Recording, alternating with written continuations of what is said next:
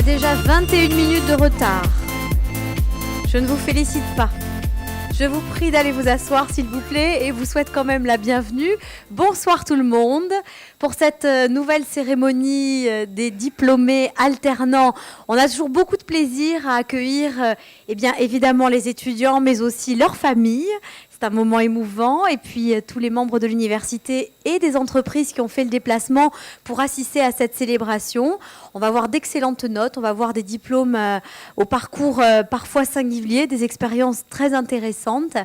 Et évidemment, nous allons pour ouvrir le bal proposer au président de l'université de nous rejoindre. Alors, je vais vous expliquer comment ça va se passer, parce que vous savez, c'est très scolaire. J'ai commencé par vous annoncer le timing. Et c'est vrai qu'on est nombreux. Il y a 65 personnes qui vont être appelées, récompensées ce soir. Des prix vont leur être remis. Et un certain nombre de tuteurs, de chefs d'entreprise vont défiler à nos micros avec une photo à la clé et des cadeaux souvenirs. Pourquoi, jeunes gens ? Parce que, vous l'ignorez peut-être, vous le saurez dans quelques années, ce sont des années merveilleuses. Pour le moment, vous n'en avez pas conscience, mais comme vous serez content dans 10, 15 ans, 20 ans, d'avoir ce petit souvenir, alors prenez la pause un instant. Si vous avez envie de faire un pas de danse, le parquet s'y prête, n'hésitez pas, mais ne soyez pas long. Quand je vous appelle, vous descendez. On échange quelques minutes et puis ensuite, je vous prierai de regagner vos places afin que la cérémonie soit agréable pour tout le monde et fluide. Pour le moment, il ne fait pas encore chaud, mais vous verrez que ça va venir. Alors, Paul-Marie, montrez l'exemple, s'il vous plaît. Paul-Marie Romagne, bonsoir et bienvenue. Bonsoir et bienvenue à toutes et à tous, étudiants, familles, enseignants, encadrants, monde socio-professionnel. Donc c'est la 4e cérémonie des majors qui j'ai l'honneur de présider, présider c'est une façon de parler, en tout cas d'ouvrir devant vous. Vous le savez, on a mis en place un système qui chaque jour montre son efficacité. Vous aurez tout à l'heure un bilan beaucoup plus précis du directeur du CFA sur l'année écoulée, mais ce que j'ai retenu, c'est que nous avions cette année encore plus de majors, 77%. C'est ça, que nous avions toujours plus de réussite dans l'insertion de ces alternants. Je crois qu'on est autour de 85%, que des entreprises de plus en plus nombreuses nous accompagnent dans ce pari un peu fou il y a quelques années et qui s'avère donc une réalité maintenant incontournable. Donc je vais immédiatement céder la parole aux organisateurs et en particulier au directeur du CFA en vous félicitant d'ores et déjà tous et toutes, en vous remerciant au nom de l'université d'avoir été si pugnace, si efficace pour une réussite remarquable. Et j'espère que vous donnerez l'exemple aux générations suivantes, puisque chaque année, une nouvelle génération apparaît, et je crois que chaque année, elle est meilleure, ce qui ne veut pas dire que les autres étaient moins bons, mais on progresse chaque année, donc je crois que c'est une réussite formidable, et je vous en félicite tous, parce que ce sont les étudiants, en premier lieu, évidemment, qui sont à la base de cette réussite. Merci beaucoup, et à tout à l'heure, j'aurai l'occasion, sans doute, de discuter avec certains d'entre vous. Bonne soirée. Merci. Merci, Monsieur le Président. Effectivement, nous allons donner la parole à Christophe Storail, qui n'est pas peu fier chaque année de présenter un nouveau cru et des jeunes gens qui travaillent dur, d'autant que le rythme est soutenu quand on est étudiant alternant. Oui, il est soutenu, mais bon, la démonstration est faite chaque année que le rythme, c'est pas un souci pour les étudiants. Ils sont tellement motivés et ils sont tellement brillants, on va le voir ce soir, que je dirais c'est un élément parmi tant d'autres, mais il le gère très bien. Alors je vais essayer d'être aussi rapide que notre président. D'habitude, il est beaucoup plus volubile. Je suis plus dans ce schéma. Je vais essayer d'aller un petit peu vite quand même. Alors déjà, pour vous remercier de votre présence, les étudiants, effectivement, les tuteurs, les maîtres d'apprentissage, les entreprises qui soutiennent par les contrats qu'elles proposent les étudiants alternants, les responsables pédagogiques. Je voulais remercier en fait tout le collectif des acteurs qui sont présents autour de ce dispositif. Alors, évidemment, le mérite en revient toujours à l'étudiant, puisque c'est l'étudiant qui est diplômé, c'est l'étudiant qui est major. Mais derrière l'étudiant, il y a quand même toujours un encadrement tutoral, que ce soit du côté de la pédagogie ou du côté de l'entreprise d'accueil, qui permet cette réussite aussi. Donc je voulais quand même le préciser, parce que c'est la logique aussi du fonctionnement de l'alternance. Alors, parler de cette cérémonie sans parler des personnels du CFA, c'est un petit peu comme parler de Formule 1 ou de tennis sans parler de Sampras ou de Federer, évidemment. Donc, il fallait que je la pose, celle-là, quand même. Il fallait que je le dise. Donc, si vous voulez récompenser les étudiants alternants, ça peut se faire parce qu'il y a une équipe de personnel au CFA universitaire qui est très variée, dont les rôles sont très variés, mais dont l'engagement est toujours présent quotidiennement. Alors, au premier rang desquels les drôles de dames, hein, qui sont d'ailleurs là présentes, les administratives Sandrine Gambine, Andrea Ceccarini et Laetitia Rinière, qui, elles, sont au quotidien avec les étudiants et les entreprises. Il y a aussi les conseillers en formation, Laurent Marinetti en Haute-Corse et Lydia Desfranques en Corse du Sud, qui sont des personnels qui créent le lien plus directement avec les entreprises. Et puis il y a l'équipe technique aussi, sans laquelle on ne pourrait pas tenir cette journée, parce qu'il se trouve que cette cérémonie elle est aussi retransmise en direct sur notre site. Et sans le travail de veille technologique de Florence Haro et de Michael Boulanger, qui, lui, est le spécialiste sur l'université, mais qui se prête toujours à un partenariat très fort avec le CFA, eh bien, on n'aurait pas pu tenir cette journée comme toujours. Donc, un grand merci à tout le monde, à tous les personnels pour cette implication quotidienne derrière ce dispositif. Je voudrais juste prendre 2 minutes, si vous permettez, très cher, pour faire un petit bilan du CFA universitaire. Pourquoi ? Parce que, vous savez, les CFA fonctionnent comme des présidences de la République. Par quinquennat, il y a des conventions quinquennales qui sont signées dans tous les CFA. Et il se trouve que le CFA vient de signer, sous l'autorité évidemment du président, sa 2e convention avec la région.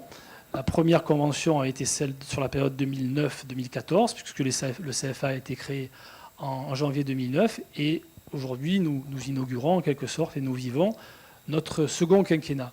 Alors je voudrais faire un petit bilan très rapide sur quelques chiffres de l'activité du CFA, non pas pour en tirer une gloriole très particulière, hein, c'est pas du tout la logique, c'est au contraire pour que vous vous appropriez, vous qui êtes des éléments actifs du dispositif à votre niveau, personnel, chef d'entreprise, étudiant, encadrant et maître d'apprentissage, parce que cette réussite-là, c'est aussi la vôtre. Ce n'est pas que la réussite d'un service de l'université, c'est une réussite collective.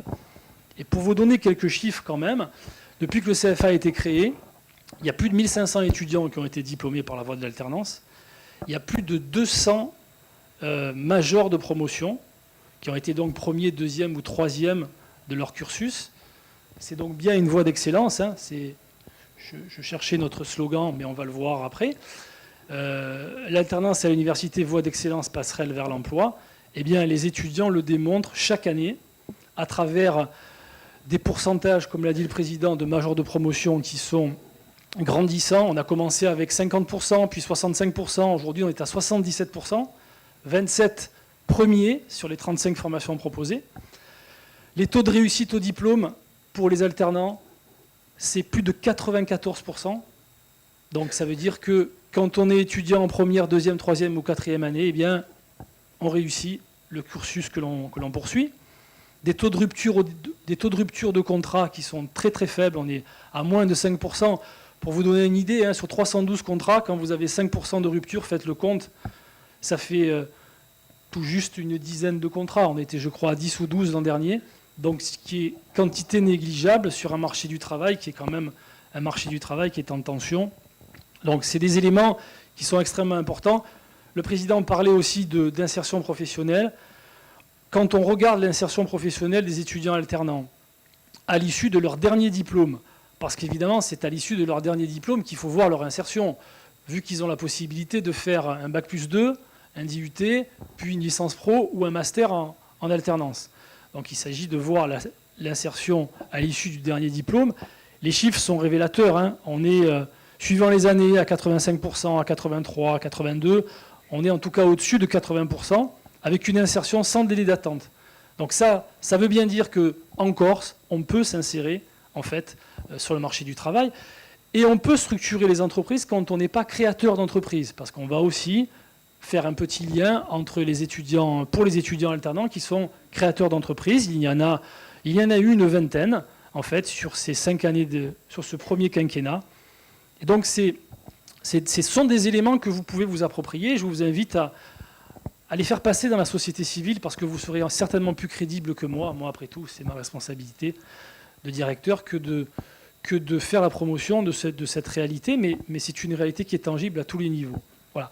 J'ajouterais que l'alternance à l'université, et nous sommes une des rares universités à le faire, c'est une opportunité pour un étudiant. Ce n'est jamais une obligation. C'est l'étudiant qui fait le choix, une fois qu'il est dans une formation proposée en alternance, de faire de l'alternance ou de ne pas en faire. J'insiste parce que si ces résultats sont si probants, c'est très certainement parce que l'étudiant a le choix. Et les étudiants qui vont vers l'alternance, c'est parce que ce sont des étudiants qui sont motivés pour capter une expérience professionnelle, pour gagner en employabilité, pour créer leur entreprise, etc. Mais en tout cas, ce sont des étudiants qui ont aussi le choix de la liberté. On le voit bien, puisqu'ils s'insèrent dans les entreprises, ils créent leur entreprise. Récemment, la presse a aussi valorisé les étudiants qui sont des apprentis chercheurs. Et il y en a de plus en plus. D'ailleurs, on va avoir notre première promo de docteur cette année. Ça veut dire aussi que l'alternance se fait dans les collectivités locales, dans les laboratoires de recherche. Et finalement, c'est toute la société civile qui est impliquée dans le dispositif. Et je crois qu'il faut faire connaître cette réalité aussi. Sans parler des étudiants alternants, puisque j'en vois un qui est à l'extrême droite, qui est président de la junior entreprise, et donc qui permet à des étudiants qui ne sont pas alternants de développer aussi leur expérience professionnelle. Voilà, en quelques mots, cette réalité. Je vous souhaite une bonne soirée à tous, et je vous précise qu'à l'issue de la cérémonie, un buffet vous attend au rez-de-chaussée.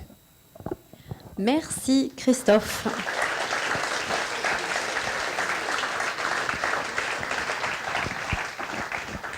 Vous l'avez dit, le choix a été donné dans quasiment toutes les composantes de l'université de pratiquer l'alternance dans son diplôme, avec l'industrie, le management, le droit, le commerce, l'environnement, l'information et la communication, qui sont autant de domaines dans lesquels vous pouvez vous épanouir par ce biais, en choisissant ce dispositif.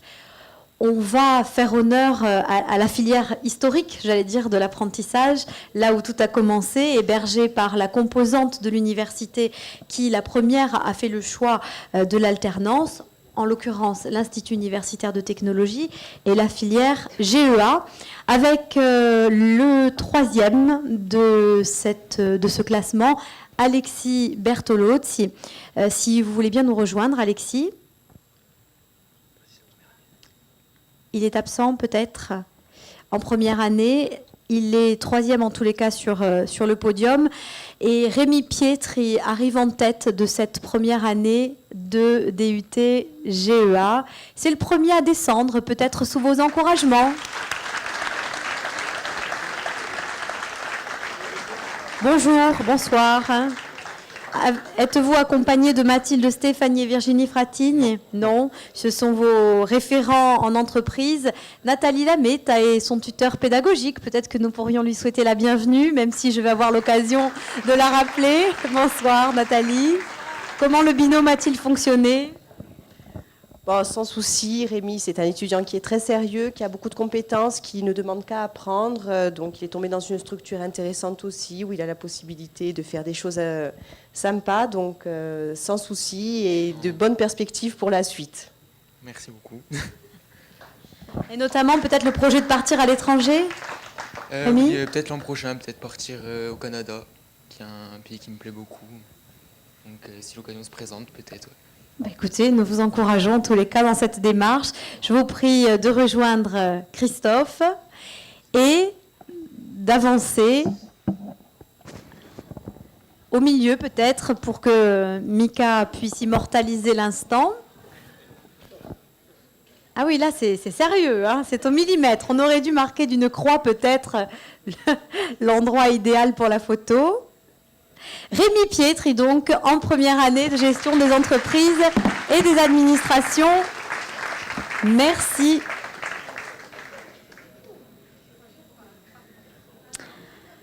Pour les deuxièmes années de GEA, j'ai l'impression qu'il manque peut-être une diapositive. Alors, on va accueillir Johanna Dupeux, qui est étudiante alternante à la SAS Terravec. Alors, pour les GEA, on a tout misé sur l'alcool, les spiritueux, l'art de vivre. On a Terravec, représenté par vous, Johanna, bonsoir. Bonsoir. On a sur la deuxième marche Marine Paolacci, si elle est là ce soir, soyez la bienvenue. À la brasserie Pietre. Et puis la première place occupée par Madeleine Routilly, qui est au Clos Landry.